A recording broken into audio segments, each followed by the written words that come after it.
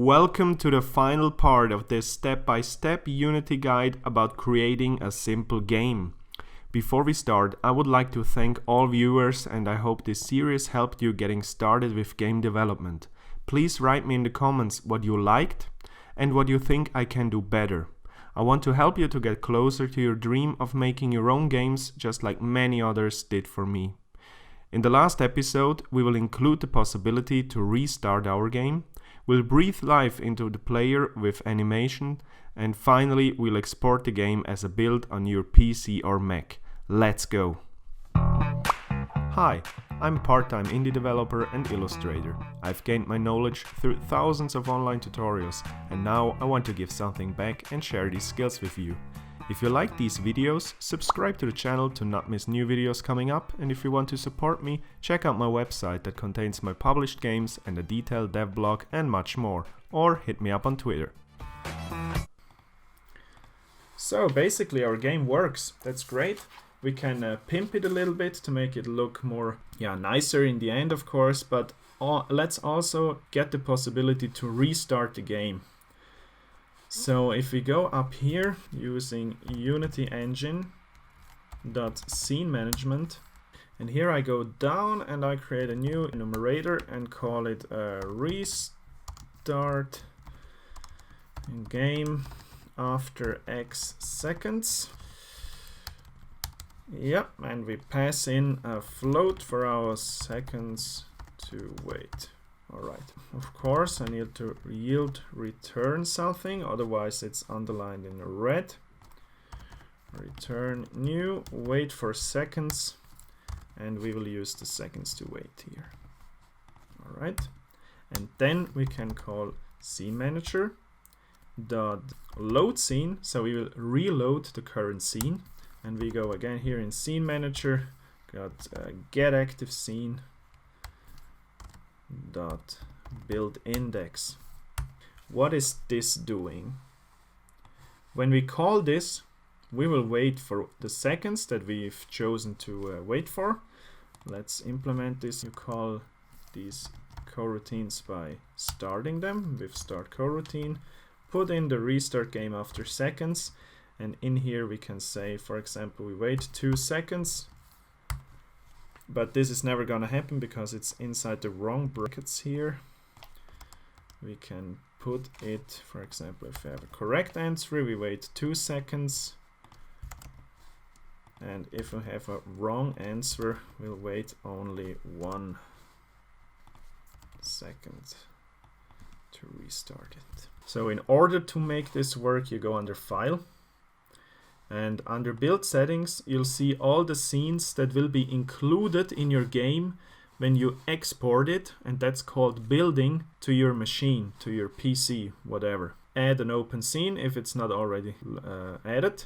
So you can see this is the scene that we added. Yep, it's the sample scene. And if you have this, let's see, it will basically get the index, so 0, of this scene, and reload that specific scene. If everything works, and now it doesn't matter if I deliver a wrong or a right one. So again, hoc size requested. This should take now 2 seconds until the game reloads. So let's see, 1, 2, and here we go. We're back, and a new game started.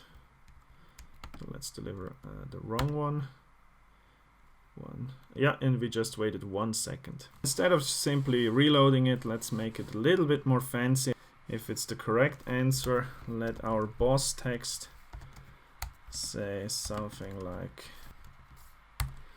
correct answer, good job. The client requested, and then we can pass in the correct answer. So here it's this one, of course. And if we answered wrong, we can say something like arc.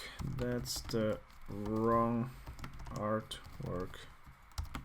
The client wanted, and now we can pass in the not the delivered one because the player delivered the wrong one, and we don't have yet a possibility to access the right answer. So let's go up here and create a array of public artworks, and we can call it all artworks. And we were looking for all artworks with the correct answer index. So let's copy this into all wrong answer slots, and let's copy this one to all correct answer slots. Here we go. Now we only need to go to the game controller, and under all artworks 7, I guess. 1, 2, we don't need the 0, that's simply if we don't see anything. 5, and therefore we only have 6. Yeah. So let's see what's happening. We're looking for an artwork from 1943, and we're delivering this one. And I'm gonna stop it because we still have the very short time period. Ooh, that's the wrong artwork. The client wanted artwork 1, which is the one from Marc Chagall. That's true, but we print something wrong here. I guess, yep, the artist and not the reference type. So in here, we ask for the artist. Wanted artwork by, even looks better. Alright, let's see if it works. We will restart again and ask for another piece from 1943. Let's go and deliver this one to see. Oh no, he wanted the one by Marc Chagall. New game, and so on. So this is our tiny game. We can tweak the values a little bit so that it's maybe a little bit more fun to look at all the stuff. Let me do that shortly. So the only thing that I actually did was to change the timer to 15 seconds. So let's see, I start the game and the boss says we should check all the stuff here. I can walk around, let's see what's up here. Okay, we have this one. Oh, that was one by Sophie Teuber-Arp. Tizian, another one. Here, yep, and we're looking for one from 1943. I think it was this one. I press space. I can drag it around, but I can't take another one. That's currently only visible in our debug console. We could also print it somewhere here so that the players know that they can pick another one. And we can deliver it. And yeah, correct answer, good job, and so on. And the game starts from new. Okay, this looks very good. The last thing that we're gonna do is add animations, not too many, but so that you've seen how you can add animations into Unity. Let's go to our little player here and make him walk. Here's the player, and if I go under Window, Animation, and I choose Animation, I get this animation window that I can dock somewhere down here. It's pretty convenient to have a little bit of a broader window here that I can adjust all the stuff. And to begin animating player 0, create an animator and animation clip, and I can do this just by hit this create button. Now it wants to save this animation somewhere, and I'm in my assets folder. I create a new folder and call this simply animations. Hit create, and this one is going to have the name anim idle. And for the idle animation, I'm going to my graphics, and I'm just going to take player 0 and put it inside here. And if I press play now, nothing happens, but you can see that it's kind of wiggling around. That's because it's animating, but it has only one frame. And that's alright. Idle means just stand still, so we won't do any animation when he's standing still, but we still need some kind of animation in it. That's why we dragged in the still standing player. Now I go here under this arrow and I create a new clip, and this will be my anim walk. And here it's gonna be a little bit more fun. I'm gonna take my player 1 in here, drag it in, and my player 2 somewhere at 15, and I can now take these, or take again player 1 around 30, player 2 around 45, and if I now hit start, you can see that the player is animating his feet. Just a little bit weirdly, I think I messed up with the, I go left, down, again up, and I start with a down here, so let's drag one more for up. So, and now it should look smooth. Yeah, and you can see now the player is walking. And if he's walking too fast, maybe you need to reduce the samples to something like 10. Or if it's walking too slowly, you can increase the samples to something like 100. Yeah, that looks good for me. Alright, so this was the animation. You can actually take it and maybe put it behind the console and to switch behind those, or you can even go and close the tab again. Now, if you start and walk around, you can see the player is still not animating, still standing still. And the reason is that we need to go inside our animation, this time animator, which brings up such a window. And if we choose our player here in the hierarchy, as soon as we swap to something else, no, it actually still does show it. I go to my player and I see the idle animation is the default one. So I can always go on something, right click on it and set this as a default state. So when I now start playing, you will see that the player is actually animated, because as soon as we start the game, as soon as we enter into the game, it starts playing this anim walk that we've just created. But that's not what we want. We want to walk as soon as the player is moving and stand still if he's not. So let's go again to the idle animation and set this as a default state. Now we can make pretty easy Boolean conditions to say if the player is walking or not. In the animator we go to parameters and choose to add a new parameter, and it's gonna be a Boolean, and we say is walking. Alright, and now we go to anim, right click on it and make a transition, and can drag this now to the anim walk. And the same way we click on anim walk and make a transition to anim idle back. So now we can click on these arrows and say, no, this doesn't have an exit time. We want to fire this animation immediately as soon as he's walking. So we uncheck this one, but under the conditions we will add is walking to true. And as soon as the player stops walking, we want to go back to the idle. So we click on this arrow that goes straight back to idle. And also here we don't want to finish the animation, we want to swap immediately. And here we say if walking is false. And this now needs to be accessed through script. Or to show you that it's simply working, we can go in here and you can see it's playing the idle animation. Yup. And if I go here on is walking and I check this mark, he starts playing. And I uncheck it again, he's idling. Yeah, now it's turned night, but he's still working. Okay, now let's do this, what I've done here, by clicking on the check mark via script, player movement script, and add a reference to our animator. And let's make it this time just a private one, animator anim.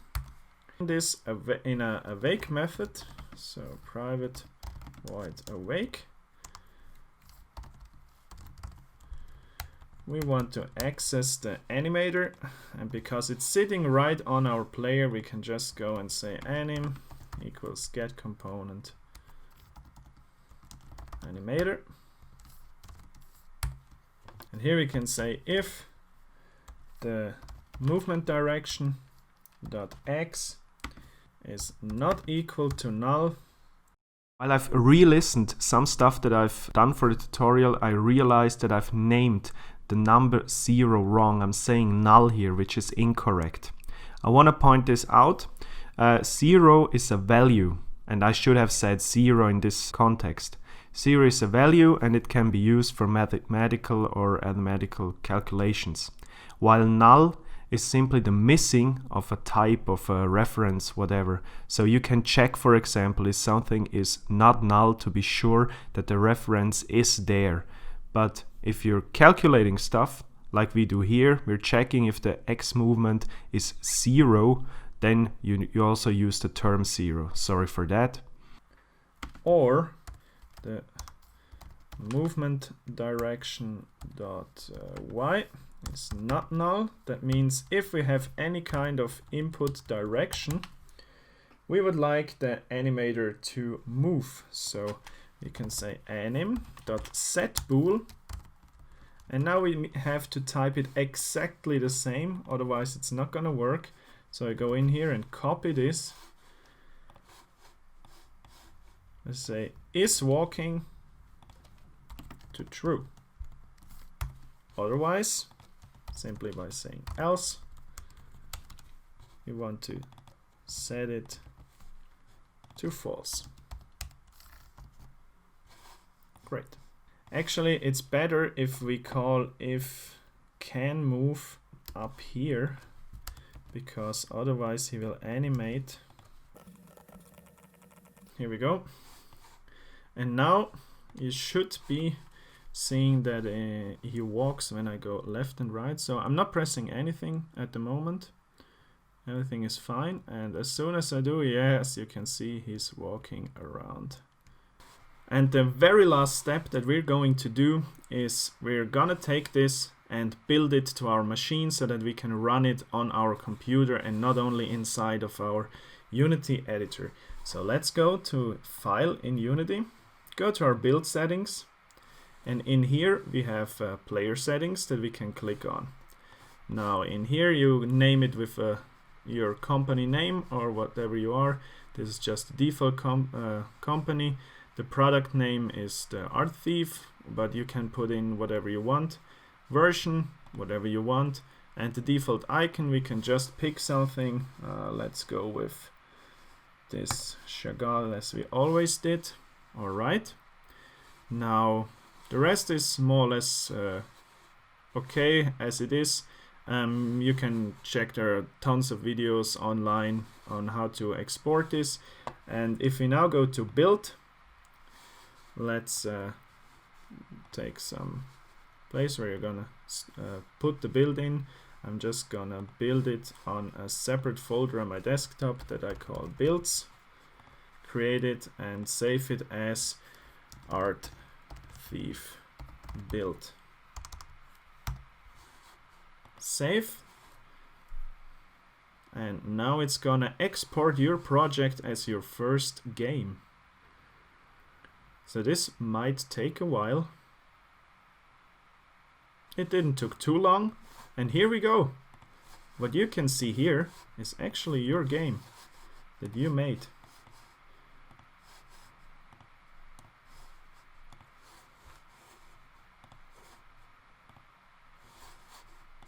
Awesome. So double click it, and in here I'm gonna choose windowed, and I have my screen selected. I'll play it on ultra. You can change the graphics however you want. And here we go. I press play. Great job. At this point again, many thanks for watching. Recommend this channel to your friends so that you maybe can work together on your career as indie game developers. Also check out my other videos and write me in the comments what you want to see next. All that remains for the moment for me to say, have fun, keep learning, and see you next time. Cheers everyone.